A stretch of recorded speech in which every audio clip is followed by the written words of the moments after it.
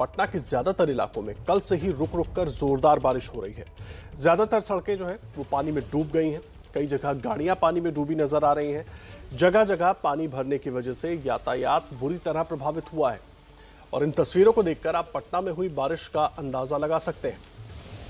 यास तूफान का असर बिहार में किस तरह से नजर आ रहा है वो हम आपको दिखा रहे हैं। बिहार की राजधानी पटना की ये तस्वीरें हैं जहां पर रुक रुक कर जोरदार बारिश हो रही है, जिसके बाद पूरे शहर में जहां तहां पानी भर गया है। कहीं पर गाड़ियां डूब गई हैं, सड़कें तो कई जगहों पर नजर ही नहीं आ रही हैं। तस्वीरें इस वक्त आपकी टेलीविजन स्क्रीन पर है और सीधा रुख करते हैं। हमारे सहयोगी प्रकाश कुमार इस वक्त जुड़ गए हमारे साथ पटना से। प्रकाश, यास का असर अब बिहार में भी खासा दिख रहा है और पटना का हाल तो काफी बुरा लग रहा है।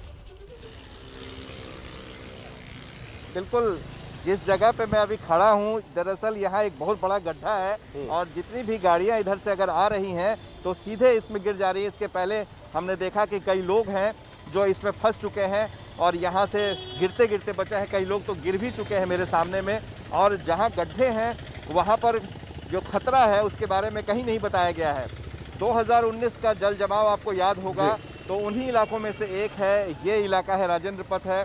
यहाँ से लोहानीपुर जाता है। आप दूर तक देखेंगे कि पानी आपको नज़र आ रहा है और जो रिक्शा है या फिर बाइक है या गाड़ियाँ हैं वो नज़र आ रहे हैं कि किस तरीके से पानी में संभल कर चल रहा है। और सबसे बुरा हाल ये है कि पटना में कई जगहों पर जहाँ जल जमाव हुआ है, दरअसल वहाँ गड्ढे खोदे गए और ये देखिए यहाँ पर मैं भी गिरते गिरते बच गया। प्रकाश, आप अपना भी ध्यान रखें क्योंकि पानी की वजह से वहाँ पर इस जगह पर जगह ठीक से देख नहीं रही होगी। आप देखिए। और मैं एक बात और प्रकाश, ये जो बारिश है यास पर एक जी प्रकाश, तो वही मैं कह रहा था कि देखिए आप कैसे अब गाड़ियां जो है यहाँ पर धीरे धीरे धीमी होती है, लेकिन उनको पता नहीं होता है कि यहाँ पर एक गड्ढा है और गड्ढे की वजह से वो यहाँ बार बार फंस जाते हैं। और जो लोग हैं, क्योंकि सुबह 10 बजे तक दुकानें खुली रहती हैं तो आमतौर पर चहल पहल है। और जो लगातार बारिश हो रही है बिहार के कई हिस्सों में, देखिए देखिए इधर देखिए, ये आप देखिए अभी तुरंत ये शख्स बेचारा साइकिल से जा रहा था और इसका पूरा रिम जो है वो टेढ़ा हो गया और ये उसको पता नहीं चला प्रिकॉशन, क्योंकि यहाँ गड्ढा हो चुका है। ये देखिए इसका साइकिल ही टूट गया। कहाँ से आ रहे हैं, कहाँ जा रहे थे? ड्यूटी जा रहे थे। ड्यूटी। ये तो है, आपको लग रहा है कि आज साइकिल टूट गई, आपकी जान बच गई, गिर जाते तो अब इसमें हम क्या कर सकते हैं सर, बताइए। तो परेशानी का सबब हो गया आपके लिए। साइकिल पर निकले तो वो भी देखिए अब साइकिल को जो है अब हाथ में टांग करके ले जाएंगे क्योंकि इनके पास कोई दूसरा उपाय नहीं है। अब कैसे ले जाएं, ये आप देख रहे हैं। धीरे धीरे देखिए अब इधर से एक शख्स जो है वो आ रहा है। अब देखिए यहाँ पर उनको पता नहीं है कि वहाँ पर गड्ढा है। देखिए नीचे गड्ढे की तरफ अब नीचे आ रहे हैं, घूम रहे हैं। अब देखिए क्या हाल है। प्रकाश, ये जो इलाका है, तस्वीरें दिखाते रहे, लेकिन एक बात और बताएं, 2019 में जो तस्वीर हमने देखी थी ना, शुरुआत कुछ इसी तरह से हुई थी। तो क्या पटना प्रशासन ने अभी तक कोई सीख नहीं ली है? ऐसी हालत में भी इस तरह की सड़कें हैं, बारिश तो कभी सर पे है, कभी भी शुरू हो जाएगी, मानसून कभी भी आ जाएगा, तो हम उसके लिए तैयार अभी भी नहीं हुए। देखिए अभी जैसे ही यास तूफान आने की खबर मिली, बिहार के मुख्यमंत्री नीतीश कुमार ने आनन फानन में बुलाया ऑफिसर्स को और वो ऑफिसर्स भी निकल पड़े चारों ओर। लेकिन बारिश के ठीक पहले एक कहावत है बिहार में कि भोज के दिन कोहड़ा रोपने की बात है। तो भोज के दिन अगर कोई कोहड़ा रोपेगा तो उसका क्या हाल होगा। तो वही स्थिति है यहाँ पर बिहार में कि पहले से नाले जो खुदे हुए थे उनके पानी जो है वो पड़े हुए थे। अब देखिए यहाँ के स्थानीय लोग जो हैं वो अपने से आकर के यहाँ पर कोशिश कर रहे हैं कि देखिए उनको रोक रहा है लोग कि अब आगे न बढ़ें, क्योंकि एक आदमी इस खतरे से गुजर चुका है और वो काफ़ी परेशान हुआ, उसका साइकिल टूट चुका था। तो बाकी लोगों को ना परेशानी हो इसलिए यहाँ पर ये लोग कर रहे हैं। तो वही मैं बता रहा था कि जल जमाव का दोषी कौन था ये आदर्श अब तक पता नहीं चल पाया है। रिपोर्ट भी आ गई, किसी के खिलाफ कोई कार्रवाई नहीं हुई है। तो जाहिर है कि जो अफसर अगर जिम्मेदार नहीं बताए जाएंगे तो उनके साथ क्या होगा, यही होगा, फिर से बारिश होगी, फिर लोग परेशान होंगे और परेशान होने के बाद लोग ऐसे ही जूझते रहेंगे परेशानियों से और फिर मानसून भी निकल जाएगा और फिर अगले साल की तैयारी शुरू हो जाएगी। तो तैयारी के नाम पर खाना पूर्ति अभी भी 2 साल का वक्त कम नहीं होता है। जी हाँ, बिल्कुल। सवाल, आप दुकानें बंद हैं और लोग जो है वहाँ पर आसपास में आप देखेंगे कि ये जो फार्मा के लोग हैं वो जा रहे हैं और कुछ लोग पैदल जा रहे हैं। क्या भाई परेशानी तो आप देख ही रहे हैं, ये जेठ का महीना है और ये साइक्लोन के कारण ये बारिश में जब ये हालत है तो जब रेनी सीजन का सीज़न आएगा तो भाई पटना वासी तो डरे हुए हैं। इतनी सारी ताम झाम के बाद ये नमामि गंगे और क्या क्या सब के बाद ये हाल है।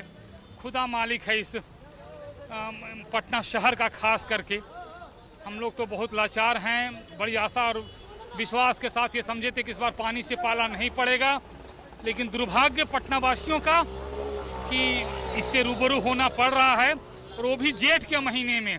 सावन भादो तो भी बाकी है, ऊपर वाला जाने क्या हश्र होगा। कोरोना की मार एक तरफ, ये पानी की मार दूसरी तरफ, यानी चारों तरफ से मनुष्य लाचार है, बेबस बना हुआ है। ईश्वर रक्षा करें, सद्बुद्धि दें सरकार कर्मचारियों को कि कम से कम इन सब चीज़ों से निजात दिलाए जो उनके हाथ में है। इस बार लगता है कि तैयारी फिर से नहीं हुई है। जो हालात हैं वो तो बता ही रहे हैं कि तैयारी अच्छी नहीं है। अगर तैयारी होती तो इस 2 दिन के पानी में ये परेशानी तो नहीं होनी चाहिए थी। अब देखिए, स्थानीय लोगों ने जिम्मा संभाल लिया है, ये बैरिकेडिंग कर दिया है इन लोगों ने। अब पूरा शहर गड्ढे से भरा हुआ है। यहाँ तो कम से कम जो जागृत लोग हैं, दुर्भाग्य से कहीं जाए तो कहीं लोग उल्टे पड़ते मिलेंगे। बहुत बुरी स्थिति है बिहार की, पटना की तो। और जब बारिश होती है तभी लोगों को रोड खोदने का, नाला बनाने का याद रहता है। अनिवार्य सेवा है, उनको जाने दीजिए आप, जो गाड़ी जा रही है। तो ये शख्स जो है, ये 2 शख्स अब एक तरह से जल जमाव से बचाने की कोशिश में लगे हुए हैं। और जब से मैं आया हूँ तब से इनको देख रहा हूँ कि ये लगातार लोगों को सावधान कर रहे हैं कि किसी तरह से यहाँ पर कोई खतरा जो है वो टल जाए। लोग, आप जब से आ रहे हैं देख रहे हैं, ये जो गड्ढा है उसमें कितने लोग अभी तक गिर चुके हैं? बहुत गिरा सर, 21 गिरा है। 21 आदमी पीने से गाड़ी घोड़ा सब गिरते गया है। तो फिर आप कैसे आए इन लोगों को बचाने के लिए? क्या बताने के लिए जब गाड़ी रुकता है, बड़का गाड़ी रुक जाता है, तब नहीं लगवा तो ये किया है। देखिए, प्रशासन का दावा रहता है आदर्श कि लोग जो हैं उनके कर्मचारी सब लोग तैनात हैं, लेकिन आप देख रहे हैं कि स्थानीय लोग ही मदद कर पा रहे हैं और उन्हीं की मदद से शायद ये लोग अभी बच पा रहे हैं। जब से मैं आया हूं तब से देख रहे हैं, लोग बता रहे हैं कि किस तरीके से लोग धड़ाक से गिर जा रहे हैं, गड्ढा खुदा हुआ है। यही आलम पटना के कई इलाकों में है, राजेंद्र नगर है जहां पर जल जमाव। प्रकाश, ये बहुत अच्छी तस्वीरें भी आप दिखा रहे हैं और लोगों की प्रतिक्रियाएं तो हम सुन रहे हैं, लेकिन एक बात मैं समझना चाहूँगा, बिहार सरकार को, पटना के सिस्टम को, बिहार के सिस्टम को आप बहुत बेहतर तरीके से जानते हैं। 2019 में हमने देखा था कैसे डिप्टी सीएम को भी बाहर आना पड़ा था अपना घर छोड़ के, उसके बाद भी कोई सीख नहीं। वजह क्या है? मतलब ऐसी कौन सी पट्टी आंख पर बंधी हुई है? देखिए, एक बड़ी हैरानी की बात होगी कि आज भी नगर विकास में वही अफसर हैं जो उस समय में तैनात थे, वही लोग हैं। तो जब आप किसी को जिम्मेदार नहीं ठहराएंगे, सरकार के चहेते ब्यूरोक्रेट्स अगर उसी जगह पर बार बार बने रहेंगे। हमने दिखाया था कि किस तरीके से अफसर जो है वो मंत्री की बात नहीं सुनते थे। मंत्री ने खुद एबीपी न्यूज़ पर स्वीकार किया था कि उनके फ़ोन नहीं उठाए जाते हैं। तो जाहिर है कि अगर मुख्यमंत्री का ऐसे अधिकारियों पर प्रश्रय रहेगा तो फिर उनका कौन बाल बाका कर सकेगा? यही होगा, जल जमाव की स्थिति होगी। देखिए, जैसे जैसे पानी बढ़ता जा रहा है जी, और देखिए क्या स्थिति है। तो ये आप लोग जो है काफ़ी नाराज़गी हो रही है, लोगों को काफ़ी दिक्कत हो रही है, परेशानी हो रही है, जिसको लेकर के लोग कई तरह की बातें कर रहे हैं कि कैसे इस परेशानी से उन्हें। जाहिर सी बात है प्रकाश, इस तरह की स्थिति हो तो आम जनता का नाराज होना जायज है और शायद इसीलिए लोग नाराज भी हो रहे हैं और अपने सवाल भी वो खड़े कर रहे हैं। बहुत धन्यवाद आपका हमारे साथ जुड़ने के लिए और ये पूरी जानकारी और पूरी तस्वीर हमारे दर्शकों तक पहुंचाने के लिए।